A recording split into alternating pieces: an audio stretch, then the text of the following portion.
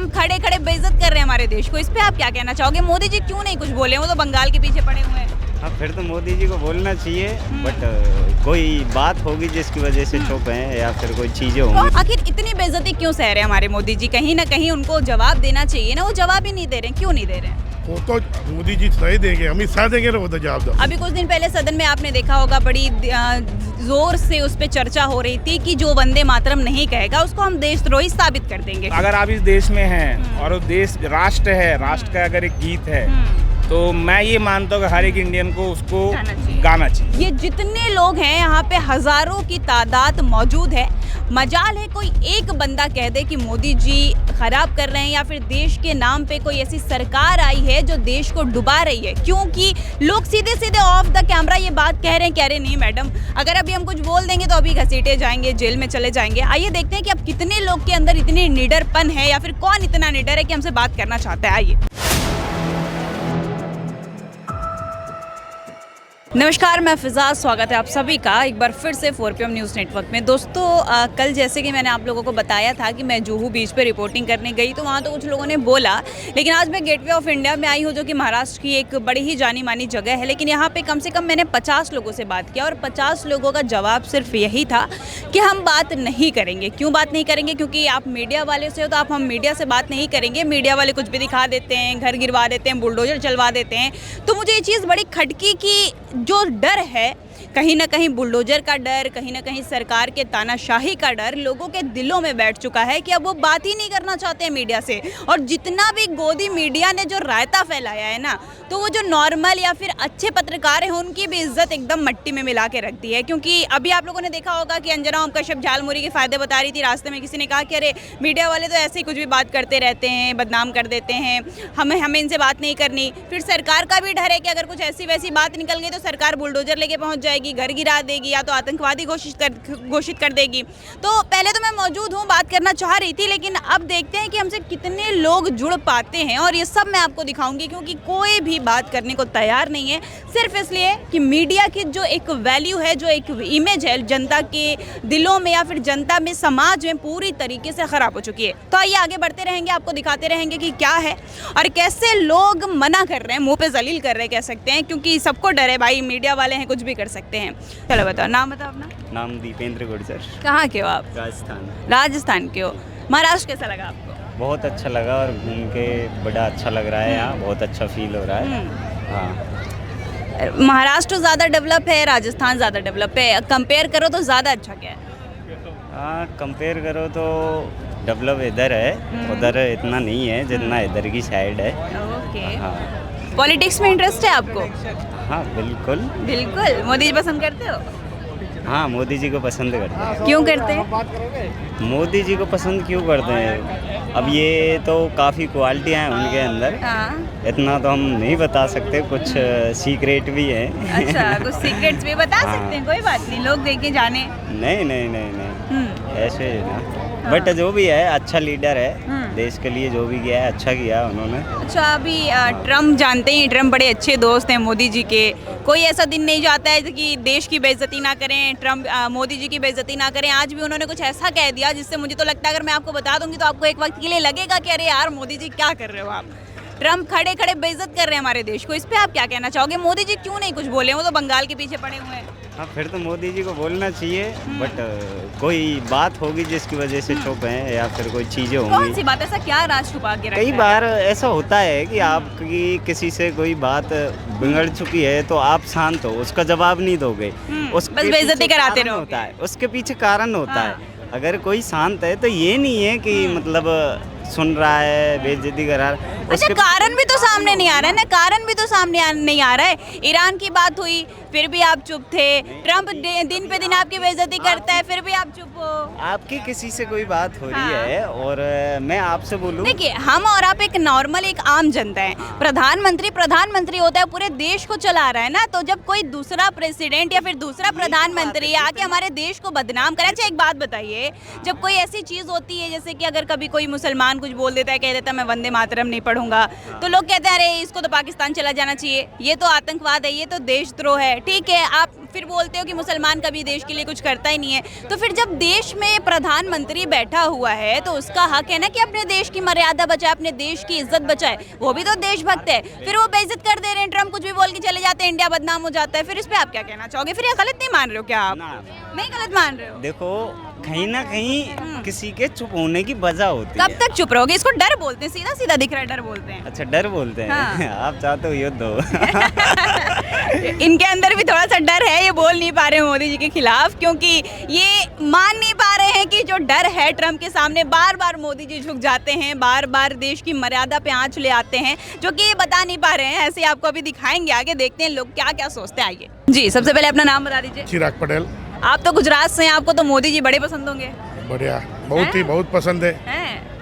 चलिए आपकी मोदी जी की आज एक बात बताती हूँ। ट्रम्प खड़े खड़े भरे मंचों से ऐसी बात बोल रहे हैं जिससे कहीं ना कहीं पूरे देश की मर्यादा पे एक सवाल उठ रहा है। वो सीधे सीधे कह रहे हैं कि भारत के लोग तो ऐसे हैं कि सिर्फ बच्चे पैदा करके अमेरिका में लाके छोड़ देते हैं ताकि अमेरिकी बन जाए, उसके बाद फिर हमारे झंडा का सम्मान नहीं करते। आखिर इतनी बेइज्जती क्यों सह रहे हैं हमारे मोदी जी? कहीं ना कहीं उनको जवाब देना चाहिए ना, वो जवाब ही नहीं दे रहे हैं। क्यों नहीं दे रहे हैं? वो तो मोदी जी सही देंगे, अमित शाह देंगे ना वो तो जवाब दो। अच्छा, प्रधानमंत्री कौन है? मतलब आपको मोदी जी पसंद है, आप अमित शाह को फंसा दे रहे हाँ, हैं। अमित शाह देंगे ना जवाब तो। देखो, मोदी जी पसंद है तो गृह मंत्री को फंसा रहे हैं, प्रधानमंत्री जवाब देगा जवाब तो अमित शाह ही देते हैं सभी के। मोदी जी मतलब आप ये मानते हैं? मतलब ये मानते हाँ, हैं कि मोदी जी तो कठपुतली है? नहीं, मोदी जी खाली कठपुतली तो नहीं बोलते नहीं, हैं कठपुतली उसको। नहीं बोलते ना। हाँ। वो क्या बोलते हैं अपने क्या बोलते हैं?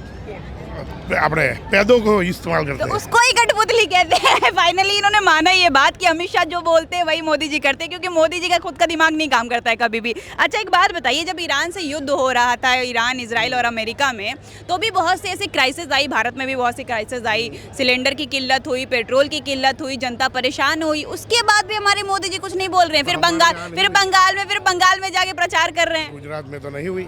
नहीं हुई सही में। अच्छा, गुजरात में सही में नहीं हुई। यहाँ मालूम गुजरात नहीं। तो हमारे मोदी जी का गढ़ है। बिल्कुल, वो तो बात सही है। अच्छा, आपको कुछ डेटाज बताती हूँ। अभी पिछले कुछ सालों से जिस तरीके से आम आदमी पार्टी गुजरात में बड़ी तेजी से बढ़ रही है, आपको क्या लगता है कि अब गुजरात से भी मोदी जी का पत्ता कटने वाला है क्या? इलेक्शन के बाद ही पता चले, उससे पहले तो नहीं ये पता। तो वोट चोरी हो जाती है। हाँ, वो बिल्कुल बात सही है। फाइनली ये मान भी रहे हैं कि वोट चोरी हो जाती है। इसके बाद मैं आपको क्या जवाब दूं, क्योंकि इन्होंने सारी बातें खुद एक्सेप्ट कर ली है। मैंने बोला वोट चोरी हो जाती है, बंदा बोलता है हाँ हो तो जाती है, वो तो हो जाती है। चलिए, सबको पता है कि देश में वोट चोरी हुई, देश में भाजपा सरकार ही आएगी। आइए आगे भी बात करेंगे, ऐसे ही लोग नए नए जनता से आपको मिलवाएंगे। देखा, जैसे आप लोगों ने देखा कि जिस तरीके से वो मुझसे बात कर रहे थे, उनके अंदर भी कहीं ना कहीं एक डर था, क्योंकि जो फ्रीडम ऑफ स्पीच है, जो आज़ादी है जनता के बोलने की, वो कहीं ना कहीं बीजेपी सरकार और भाजपा सरकार ने पूरी तरीके से छीन ली है। हर एक के दिल में डर बैठा हुआ है कि आज अगर हमारे ज़बान से कुछ गलत निकला या फिर सरकार के खिलाफ कुछ भी गलत बोला, कल की कल हम जेल में मिलेंगे। और जिस तरीके से यहाँ पे मुझे लगता है, आप पहले इधर दिखाइए, ये जितने लोग हैं यहाँ पे हज़ारों की तादाद मौजूद है। मजाल है कोई एक बंदा कह दे कि मोदी जी ख़राब कर रहे हैं या फिर देश के नाम पे कोई ऐसी सरकार आई है जो देश को डुबा रही है, क्योंकि लोग सीधे सीधे ऑफ द कैमरा ये बात कह रहे हैं नहीं मैडम, अगर अभी हम कुछ बोल देंगे तो अभी घसीटे जाएंगे, जेल में चले जाएंगे। आइए देखते हैं कि अब कितने लोग के अंदर इतनी निडरपन है या फिर कौन इतना निडर है कि हमसे बात करना चाहता है। आइए, सबसे पहले अपना नाम बता दीजिए। माय नेम इज सैयद जी, मैं यहाँ पे बहुत देर से घूम रही थी, जनता से बातचीत कर रही थी, तो बहुत से लोगों ने कुछ ऐसी बातें कही जिसको सुनने के बाद मुझे लगा कि वाकई देश से अब डेमोक्रेसी खत्म हो रही है। क्योंकि बहुत लोगों ने बोला कि नहीं हम मीडिया से बात नहीं करेंगे, अगर हमने कुछ भी गलत बोला तो सरकार हमारे पीछे पड़ जाएगी। लाइक जो फ्रीडम ऑफ स्पीच है, क्या जनता उसको छीन रही है? आपको क्या लगता है कि दिन पे दिन जब से भारतीय जनता पार्टी आई है तो freedom of speech, freedom of right to speak, सारी चीज़ें, जितनी भी देश दुनिया की फ्रीडम है जो संविधान हमें देता है, वो भारतीय जनता पार्टी छीन रही है? देखिए, sometime it is very specific actually. It's not like every time government is like doing that. We all have a limit and we have all have a power. So what to say in the market, what to publish in the print media, that we have to be very much selective on that way. So it's not every time. Some of the decision maybe not suits to me, but again that is maybe it because of how situation is for that case. But some of the situation or decision may not suit to us. But again, that is a By the challenge. way, what is your opinion against Bharatiya Janata Party and what is your point of view? See, as a party, their main focus area is only that religion and somehow that particularly hampering also somewhere situational things. So being as a party and governing India, it should like, though Mr. Modi always says that sabka vikas or Sabka saath. sabka saath, that type of, somehow it's like government policy is not restricted to any religion. That is also a positive sign of that. But some other typical decision, typical topic, may Mr. Modi is not saying, but their people are showing, and they are creating wrong impact or wrong impression of the government Everywhere. also everywhere. So that is somehow you can say that. Thank you. जैसा कि आप लोगों ने सुना, जिस तरीके से इन्होंने बोला कि जो क्लियरली कभी कभी मोदी जी अपनी बातें तो नहीं रखते सबके सामने कि वो किसी पार्टिकुलर रिलीजन या फिर पार्टिकुलर धर्म के बारे में कोई ऐसी टिप्पणियां करते हो, बट उनके जो पीपल्स हैं ना वो गलत तरीके की चीज़ें क्रिएट कर देते हैं कि लोग देश में, और जो भी नफरत जैसी चीज़ें हैं, धार्मिक चीज़ें हैं, एक दूसरे से नफरत करना, क्योंकि मुझे लगता है कि अब तो देश में हर एक कोने कोने में ज़रा धार्मिक चीज़ों को लेकर बड़ा विवाद होने लगा है, हिंदू मुसलमान जैसी चीज़ें होने लगी है। अब तो लोग घर भी देते हैं तो पहले धर्म पूछ के नाम पूछ के देते हैं। तो जिस तरीके से भारतीय जनता पार्टी दिन पे दिन देश में नफरत बोती जा रही है, इसका क्या संविधान है?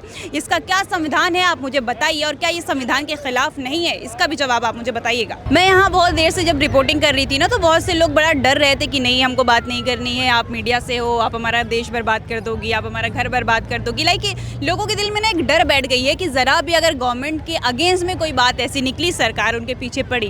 क्या आप इस बात से सहमत हैं कि अगर जो फ्रीडम ऑफ स्पीच है, जो कॉन्स्टिट्यूशन हमें हमारा अधिकार देता है, भारतीय जनता पार्टी उसको छीनने में लगी हुई है?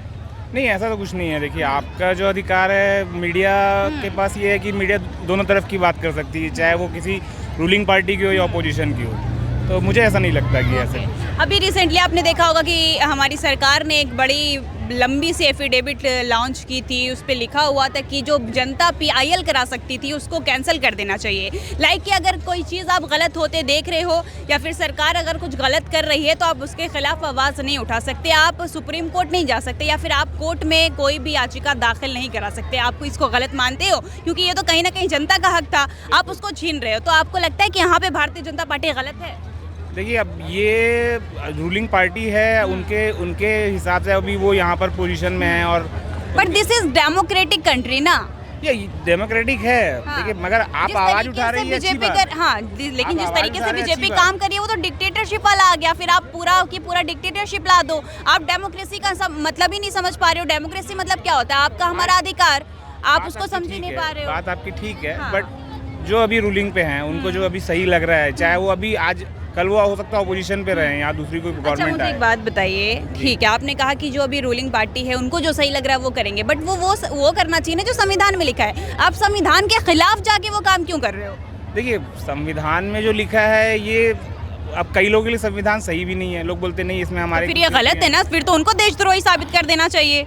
अब वो आप एक देखिए, तरफ ये बताते हो कि वंदे मातरम ना पढ़ने वाला देशद्रोही है, लेकिन मीडिया संविधान ना मांगने वाला देशद्रोही नहीं साबित हो पा रहा है। मीडिया काम सही है। आप जो बोला आपने कि क्या आपको आवाज़ उठाना सही है कि नहीं, मैंने उसमें कहीं नहीं कहा कि आपकी बोलना आपको गलत है।